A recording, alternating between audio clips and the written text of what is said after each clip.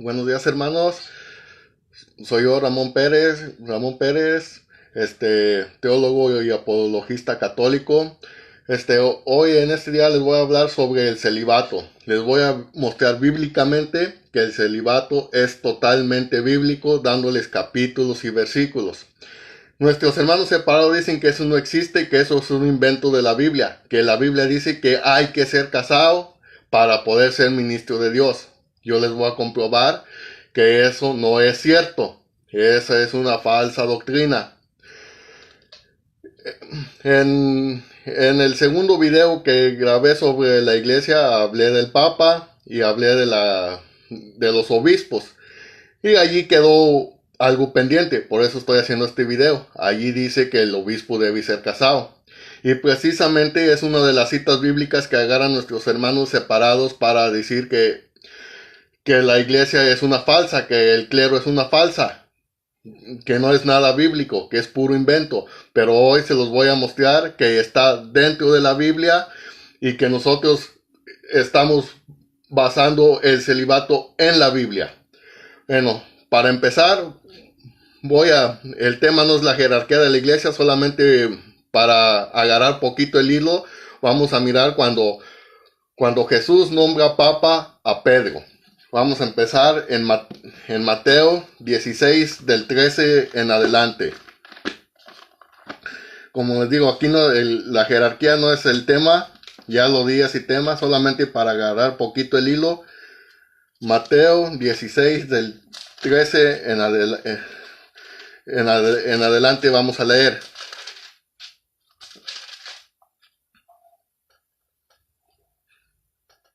Dice: Jesús se fue a la región de Cesarea de Filipo. Estando allí, preguntó a sus discípulos, según el parecer de la gente, ¿quién es este Hijo del Hombre? Respondieron: unos dicen que eres Juan el Bautista, otros que eres Elías o Jeremías, o o alguno de los profetas. Jesús les preguntó: ¿y ustedes quién dicen que soy yo? Pedro contestó: tú eres el Mesías, el Hijo del Dios vivo. Jesús le replicó: feliz eres, Simón Barjona, porque esto no te lo ha revelado la carne ni la sangre, sino mi Padre que está en los cielos. Aquí está Jesús con los discípulos. Les está dando una enseñanza. Pregunta quién es él. El que tiene la respuesta correcta es Pedro. Y claramente le dice que Jesús, del versículo 15 en adelante, dice: Jesús les preguntó: ¿y ustedes quién dicen que soy yo? Pedro contestó: tú eres el Mesías, el Hijo del Dios vivo. Jesús le replicó: feliz eres, Simón Barjona, porque esto no te lo ha revelado la carne ni la sangre, sino mi Padre que está en los cielos. Ahí, como Pedro tiene la razón, él es entonces en el versículo 18 es cuando lo deja como papa, como el encargado. Aquí dice: y ahora yo te digo, tú eres Pedro, o sea, piedra, y sobre esta piedra edificaré mi iglesia. Los poderes de la muerte jamás la podrán vencer. Y aquí en el versículo 18 lo deja muy claro. Aquí funda una iglesia. Ahora en el versículo 19, para que vean la autoridad que tiene Pedro, dice: yo te daré las llaves del reino de los cielos. Lo que ates en la tierra quedará atado en el cielo, y lo que desates en la tierra quedará desatado en el cielo. Y allí lo está nombrando papa. Me pueden decir los hermanos separados, allí no dice la palabra papa, allí no lo está nombrando papa. Jesús era israelita, era hebreo de la tribu de Judá. Cuando él está diciendo a Pedro: aquí te doy las llaves del reino de los cielos, lo nombra papa. ¿Por qué? En primer lugar, ¿qué quiere decir papa? Papa quiere decir padre. Cuando le da las llaves, le está dando la autoridad. Y eso era lo que hacían los reyes de Israel. Cuando a alguien le daban las llaves, le daban toda la autoridad cuando él no estaba para tomar las decisiones. Como Jesús se va a ir, le da las llaves para que cuide de su iglesia. Para mostrarles eso, que cuando Jesús le da las llaves, es lo mismo que hacían los reyes de Israel y los nombraban padres. Acuérdense que papa quiere decir padre, y Jesucristo lo nombra padre al darle las llaves. Vamos a Isaías, vamos a leer Isaías 22, 20 al 22.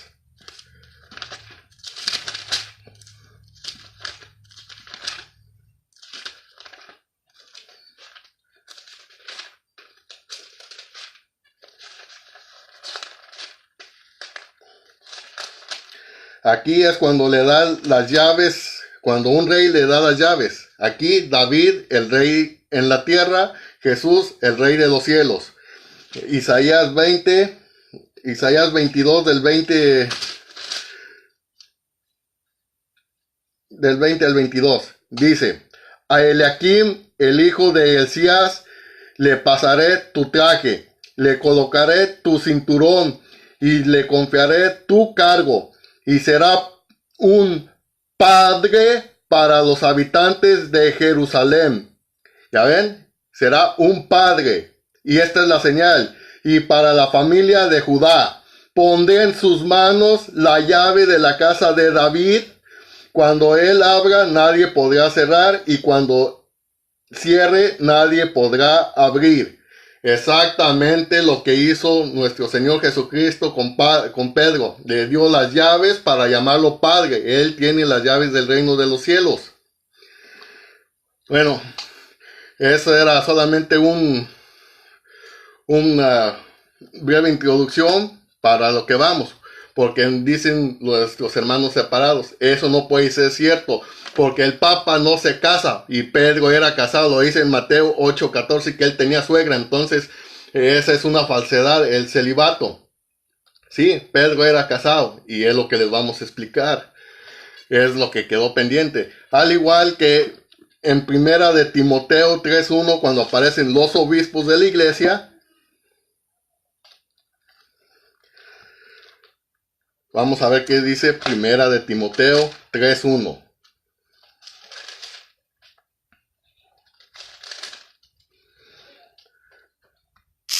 Dice: si alguien aspira el cargo de obispo, así que dentro de la iglesia hay un cargo, el cargo del obispo, no es inventado, pero dice: no hay duda de que ambiciona algo muy eminente. Es necesario pues que el obispo sea irreprochable. Y aquí es donde hacen énfasis los hermanos separados. Casado una sola vez, casto, dueño de sí mismo, de buenos modales, que acoja fácilmente en su casa y con capacidad para enseñar. Y ellos hacen énfasis en que tiene que ser casado. Se los voy a explicar. Aquí no está diciendo que tiene que ser casado. Aquí dice debe ser casado una sola vez. Pero no quiere decir que tiene que ser casado a fuerzas. Se los voy a explicar. En el Antiguo Testamento se podían casar con varias mujeres. En el Nuevo Testamento eso cambia, ya solo se pueden casar con una sola mujer. Entonces lo que está diciendo que hay que seguir las nuevas reglas de nuestro Señor Jesucristo, casarse una sola vez. Eso es lo que nos está diciendo, pero no tienen que ser casados. Dice, pero ustedes, la Iglesia Católica prohíbe que se casen. No, no prohíbe, a nadie obliga a nada.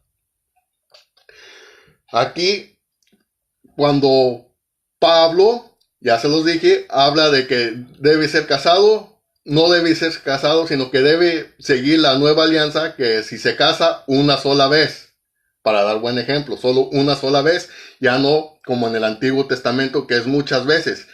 Pero la misma Biblia nos va a decir que es mejor no casarse. Y por eso el clero católico no se casa, porque la Biblia dice que es mejor. Y se los voy a comprobar.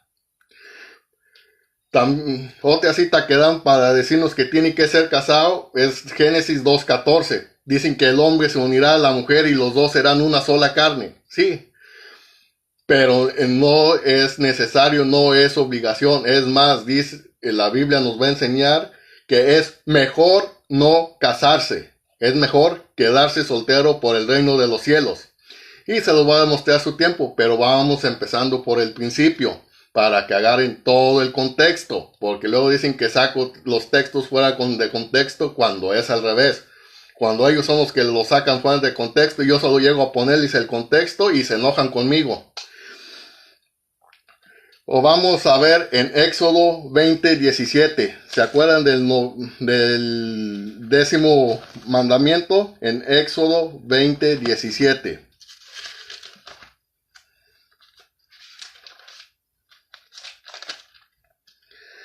Éxodo 20:17 dice: no codiciarás la casa de tu prójimo, no codiciarás su mujer, ni sus servidores, su buey o su burro, no codiciarás nada de lo que le pertenece.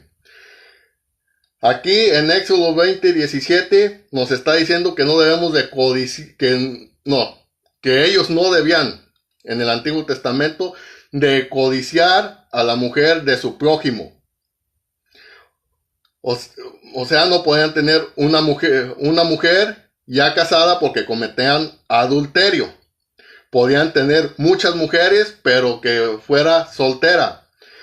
Para darles ejemplo de eso, para que vean que no estoy inventando,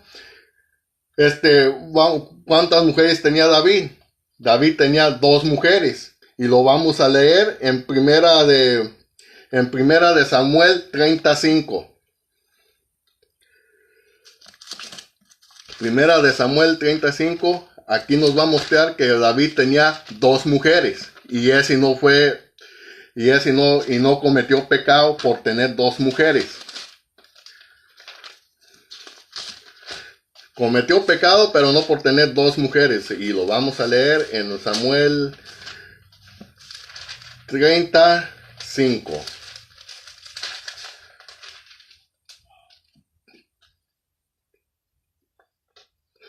Dice, las 2 mujeres de David, Ahinoam de Israel y Abigail, mujer de Nabal de Carmel, también habían sido llevadas cautivas.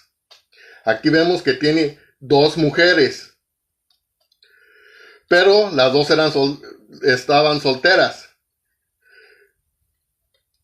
Aquí dice, y Abigail, mujer de Nabal. Fue mujer de Nabal, pero en este tiempo, si leen todo el versículo 29, ya estaba viuda. Entonces, tenía una que había agarrado virgen y a una que había agarrado viuda, pero no se le estaba codiciando a nadie. Allí no había pecado. Pero sí cometió pecado de adulterio. Y lo vamos a leer para que vean en la segunda de Samuel, capítulo 11 del 1 en adelante.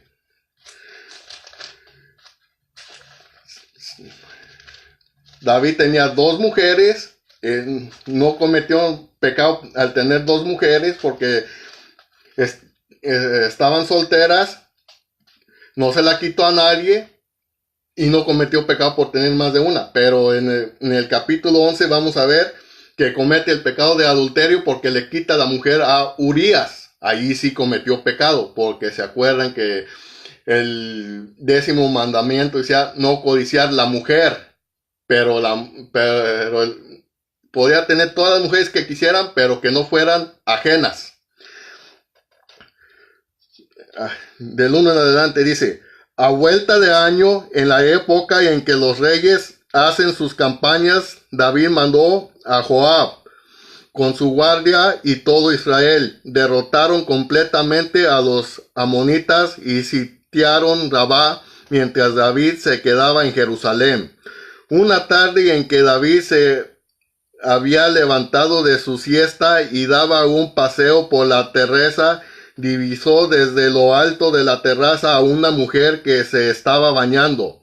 La mujer era muy hermosa. David preguntó por la mujer y le respondieron, es Betsabé, hija de Eliam, la esposa de Urías el hitita. Aquí está cuando David comete el pecado de adulterio. Dice, David mandó a algunos hombres para que se la trajeran. Cuando llegó a la casa de David, se acostó con ella justamente después de que se había purificado de su regla. Ahí está el pecado de David, haberse acostado con mujer ajena, con la mujer de Urías. Y el 10º mandamiento en Éxodo 20:17 nos dice, no codiciarás la mujer de tu prójimo. Pero en el pecado no era haber tenido más de una mujer.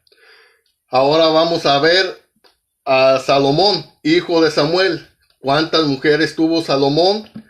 1000 mujeres. ¿Y cuál fue su pecado? Él no comió pecado de adulterio, pero sí cometió un pecado.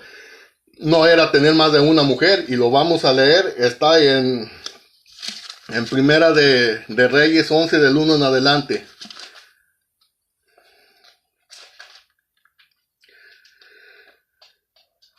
En Primera de Reyes 11 del 1 en adelante habla de las mujeres de Salomón. Tuvo 1000 mujeres, 700 esposas y 300 concubinas, total de 1000 mujeres.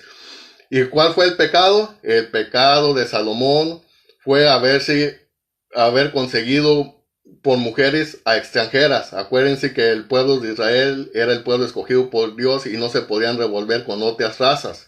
Y ese fue el pecado de Salomón. No era tener más de una mujer, era haber tenido de otras naciones. Lo vamos a leer, dice, el rey Salomón El rey Salomón amó a muchas mujeres extranjeras. Tuvo 700 mujeres que eran princesas y 300 concubinas, además de la hija del faraón, moabita, amorreas, edomitas, sidonías e hititas. Y sus mujeres pervirtieron su corazón. Eran de esas naciones de las cuales había dicho Yahvé, ustedes no entrarán en sus casas ni ellas en las de ustedes. Ese fue el pecado de Salomón, agarrar por esposa a mujeres extranjeras, no haber tenido más de una. Entonces, cuando dicen nuestros hermanos separados, es que si los curas se casaran, se acabaría eso. No es cierto, porque si ustedes buscan por internet y ponen pastores violadores, salen muchos.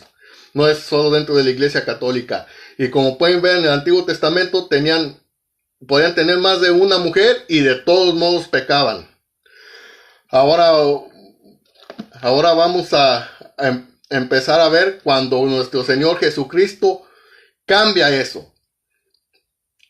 Cambia eso de que pueden tener muchas mujeres. Ahora en el Nuevo Testamento nuestro Señor Jesucristo nos da otra doctrina, una mejor. Ahora dice que solamente podemos tener una mujer y nos empieza a hablar también del divorcio, que en el Antiguo Testamento se podían divorciar. En el Nuevo Testamento Jesucristo dice ya no se pueden divorciar.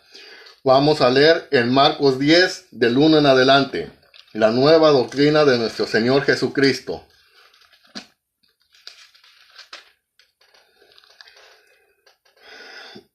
Jesús dejó aquel lugar y se fue a los límites de Judea, al otro lado del Jordán. Otra vez las muchedumbres se congregaron a su alrededor y de nuevo se puso a enseñarles como hacía siempre. En eso llegaron unos fariseos que querían ponerle a prueba y le preguntaron. Esto es lo que preguntaron los fariseos. ¿Puede un marido despedir a su esposa? Les respondió, ¿qué les ha ordenado? Empiezo de nuevo, para que hagan el contexto. Mateo 10 del 1 en adelante. Jesús dejó aquel lugar y se fue a los límites de Judea. Al otro lado del Jordán, otra vez las muchedumbres se congregaron a su alrededor. De nuevo se puso a enseñarles como hacía siempre. En eso llegaron unos fariseos que querían ponerle a prueba y le preguntaron: ¿puede un marido despedir a su esposa? Les respondió: ¿qué les ha ordenado Moisés? Contestaron: Moisés ha permitido firmar una acta de separación y después divorciarse. Ya ven, Antiguo Testamento se pueden divorciar conforme la ley de Moisés. ¿Y ahora qué dice Jesús? Versículo 5. Jesús les dijo: Moisés, al escribir esta ley, tomó en cuenta lo terco que eran ustedes, pero al principio de la creación Dios los hizo hombre y mujer. Por eso dejará el hombre a su padre y a su madre para unirse con su esposa, y serán los dos una sola carne. En pocas palabras, si se acuerdan de Génesis 2:24, ese no era el plan de Dios que él tenía para el hombre, de tener varias esposas o de poder divorciarse. Una sola, y los dos serán una sola carne.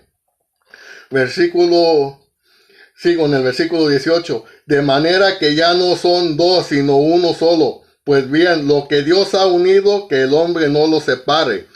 Cuando ya estaban en casa, los discípulos volvieron a preguntarle sobre lo mismo, y él les dijo: el que se separa de su esposa y se casa con otra mujer comete adulterio contra su esposa.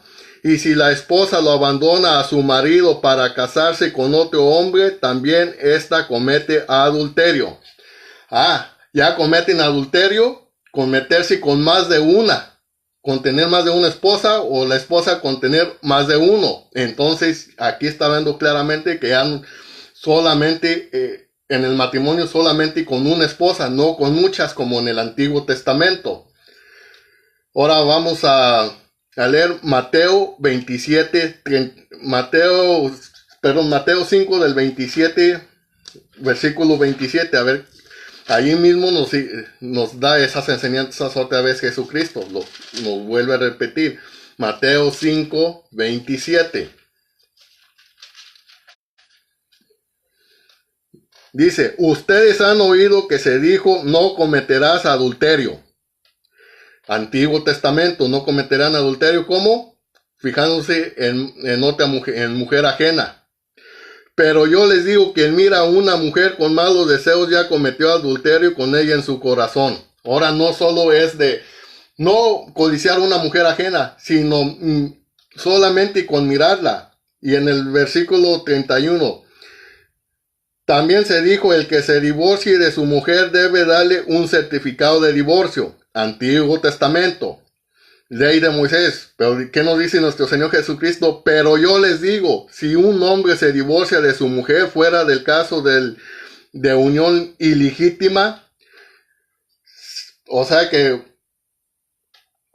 la única manera que se pueden separar de la mujer es una unión ilegítima. En pocas palabras, que los hayan casado a fuerzas, a presión, o que haya habido alguna mentira desde el principio. Es lo que llama la Iglesia Católica una anulación, un matrimonio que nunca existió. Fuera de eso no se pueden divorciar. Dice: si un hombre se divorcia de su mujer fuera del caso de unión ilegítima, es como mandarla a cometer adulterio. El hombre que se case con la mujer divorciada cometerá adulterio.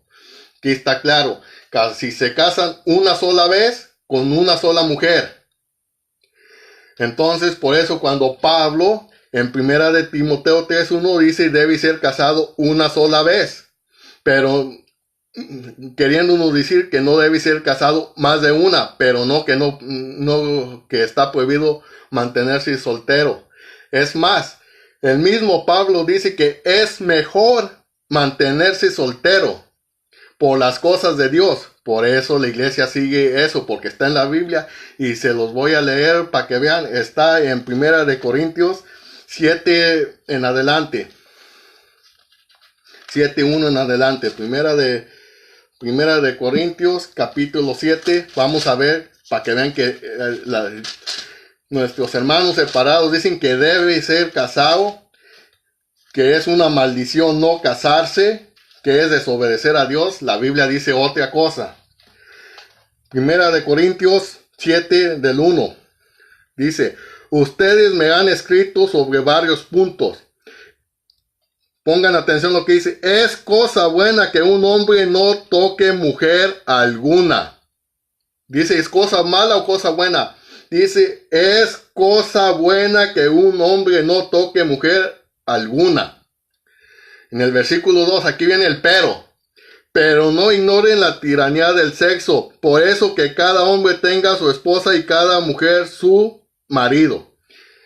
En pocas palabras, si no se pueden aguantar, mejor cásense para no cometer fornicación. Vamos a seguir leyendo para que agarren bien el contexto, porque luego dicen que yo saco el texto fuera de contexto. Dice, el marido cumpla con sus deberes de esposo y lo mismo la esposa.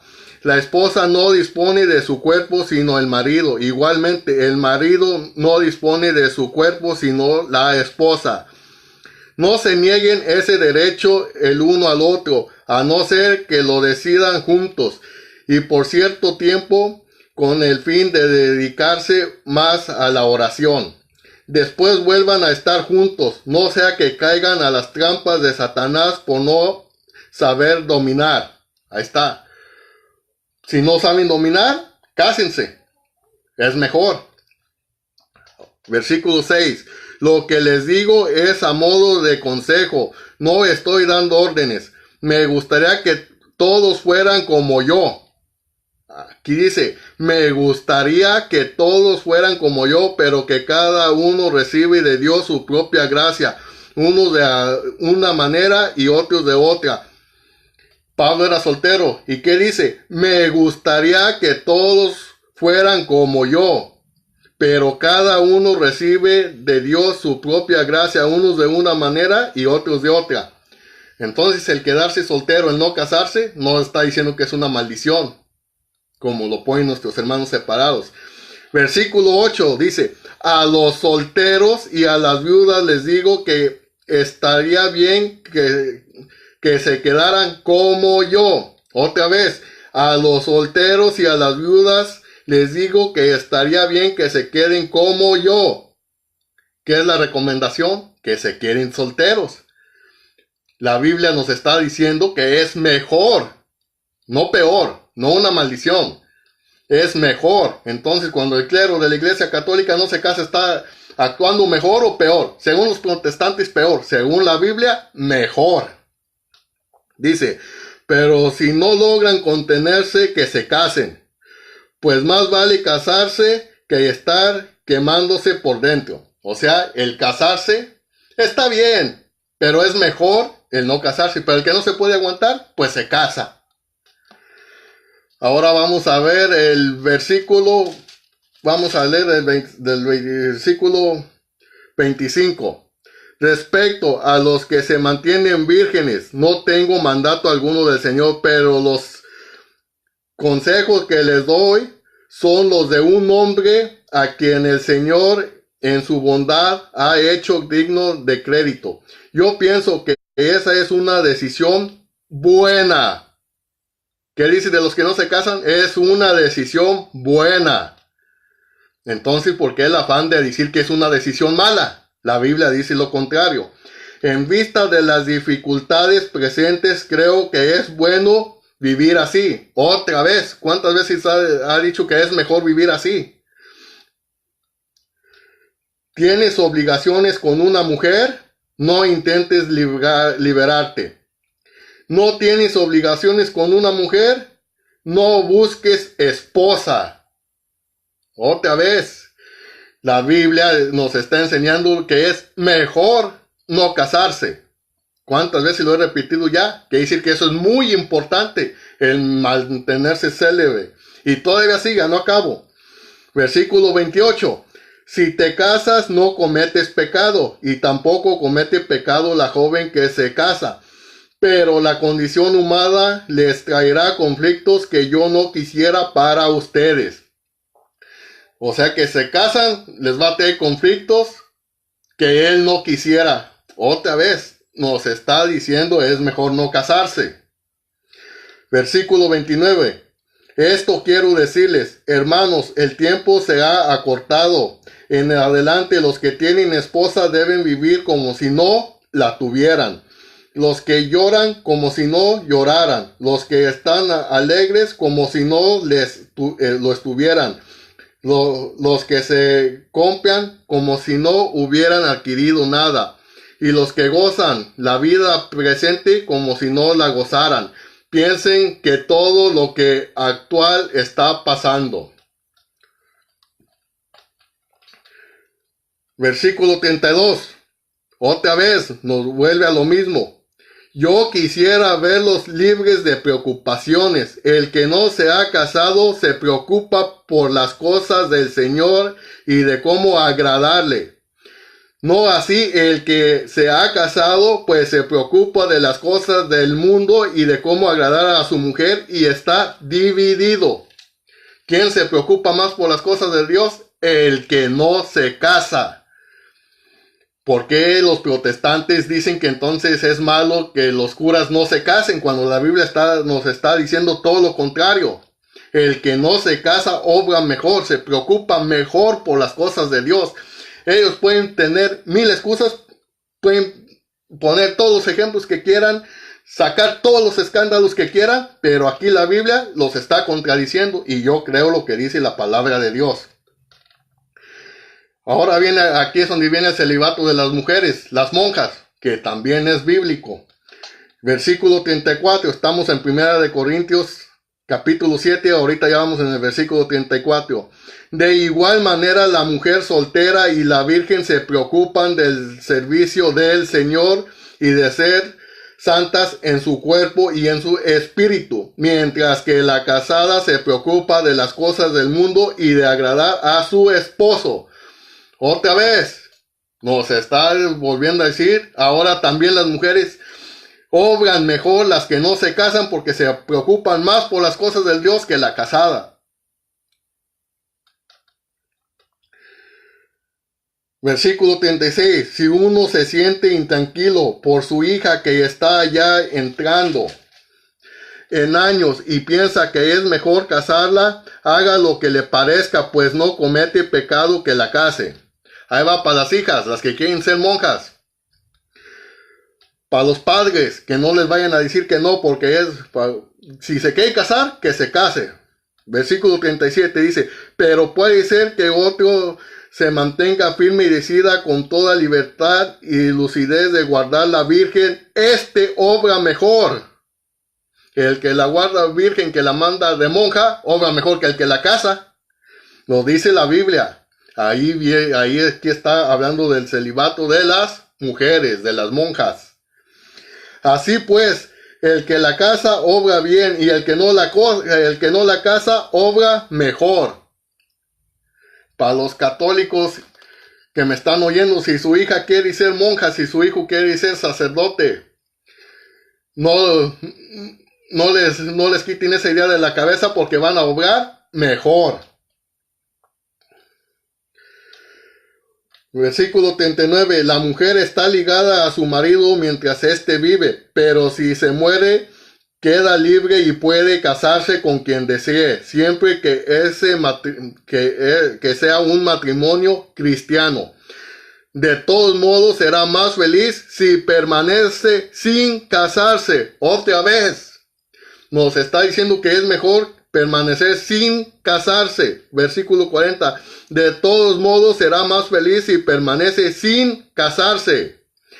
Este es mi consejo y creo que yo también tengo el Espíritu de Dios.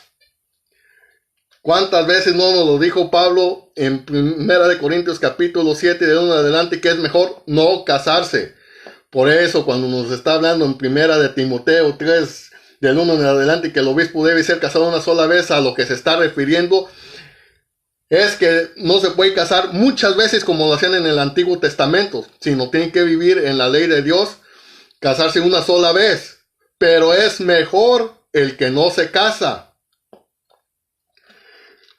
Por eso el clero de la iglesia no se casa, porque es mejor. Y no solo eso nos lo dice Pablo. Vamos a leer 1 Corintios 15:1.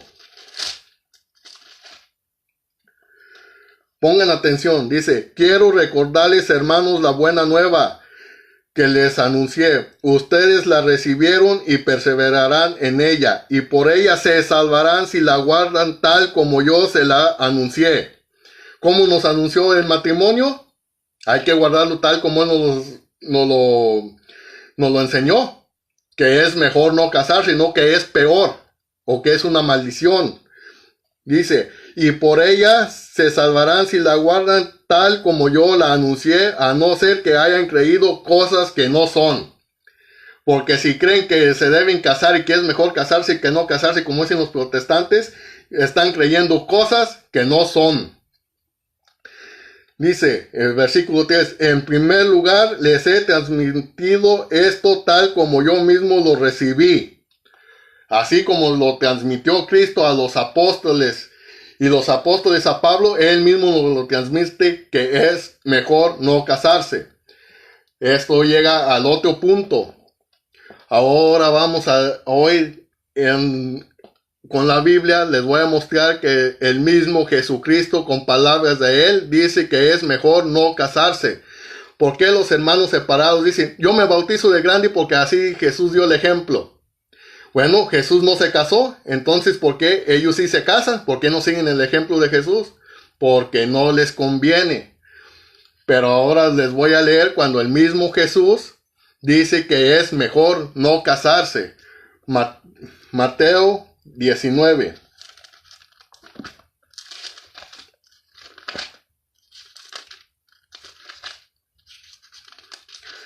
En Mateo 19 del 1 en adelante. Acuérdense que en Mateo 5 Jesús ya cambió todo. Ya solo se pueden casar una sola vez, ya no se pueden divorciar. Funda su iglesia sobre Pedro en Mateo 16 del 13 en adelante. Pedro era casado. Eso lo sabemos, no lo negamos. Pero ahora en el capítulo 19, después de que funda su iglesia, da otra vez la enseñanza a Jesucristo del matrimonio y del celibato. Y allí los discípulos reconocen que es mejor no casarse. Por eso el clero de la iglesia no se casa. Vamos a leer Mateo 19 del 1 en adelante. Después de terminar este discurso, Jesús partió de Galilea y llegó a las fronteras de Judea, por la otra orilla del Jordán. También allí mucha gente vino y él los sanó. Se le acercaron unos fariseos y lo pusieron a prueba con esta pregunta. ¿Está permitido a un hombre divorciarse de su mujer por cualquier motivo? Acuérdense, fue lo mismo que leímos en Mateo 5. Ahora estamos en el Mateo 19. Funda su iglesia en Mateo 16. Pedro era casado. Ahora estamos en Mateo 19. Y vuelve a dar la enseñanza. Jesús respondió, ¿no han leído que el Creador al principio los hizo hombre y mujer y dijo, el hombre dejará a su padre y a su madre y se unirá con su mujer y serán los dos una sola carne? Otra vez, ahí está diciendo, ese no era el plan de Dios. El plan de Dios de un principio en Génesis 2:24 es donde está esa cita a la que se relata. Dice, de manera que ya no son dos, sino son una sola carne. Pues bien, lo que Dios ha unido, no lo separe el hombre. Ahí está dando otra vez la enseñanza. No, ya no hay divorcio, ya solamente una mujer. Versículo 7. Los fariseos le preguntaron, entonces, ¿por qué Moisés ordenó que se firme un certificado en el caso de divorciarse? Jesús contestó, Moisés vio lo tercos que eran ustedes y por eso les permitió despedir a sus mujeres, pero el principio no fue así. Yo les digo que el que se divorcia de su mujer fuera del caso de unión legítima, otra vez, unión ilegítima, si es a fuerzas, si es presionado o con mentiras. O sea que no hubo matrimonio desde un principio al casarse. Y se casa con otra mujer, comete adulterio. Pongan atención aquí en el versículo 10. Después de que Jesús da esa enseñanza de casarse una sola vez, ya no hay divorcio. Los discípulos le dijeron, Si esa es la condición del hombre que tiene mujer, es mejor no casarse. Allí apenas le está cayendo el 20 a la iglesia. Pedro era discípulo de Jesús. Él era casado, pero aquí apenas dice, los discípulos dijeron, si esa es la condición del hombre que tiene mujer, es mejor no casarse. Ahí les cayó el 20. Con las enseñanzas de Jesús, dicen los discípulos, entonces es mejor no casarse. Por eso el clero de la Iglesia Católica no se casa. Versículo 11. Y vamos a ver si Jesús aprueba eso o no. Dice, Jesús le contestó, no todos pueden captar lo que acaban de decir, sino aquellos que han recibido este don. Entonces la Iglesia Católica sí lo capta. Los protestantes no es su problema, pero aquí la Biblia dice que es mejor no casarse, dicen los discípulos, y Jesús lo aprueba y dice que todavía es un don. El celibato es un don. Entonces, ¿por qué quieren nuestros hermanos separados decirnos que esa es una maldición, que es algo malo, cuando la Biblia dice todo lo contrario? Versículo 12 dice, hay hombres que han nacido eunucos. O sea que no funcionan, en pocas palabras, para los que no entienden. Otros fueron mutilados por los hombres. Hay otros todavía que se han hecho tales por el reino de los cielos. Y otros simplemente no se casan por el reino de los cielos. Entienda el que pueda. Los protestantes no lo pueden entender. No captan cómo un hombre puede vivir sin mujer. Pero aquí el mismo Jesús nos dice que es mejor no casarse. Por eso el clero de la iglesia no se casa. Y un protestante me dice que se debe casar. La Biblia y el mismo Maestro Jesús dicen que es mejor no casarse. ¿A quién le creo? Pues yo le creo a nuestro Señor Jesucristo, porque Él es el camino, la vida y la verdad, como tanto lo repiten nuestros hermanos separados. Bueno, y que para cerrar, vamos a leer Juan 8:30. Vamos a ver de los que no hacen caso. Juan 8:30.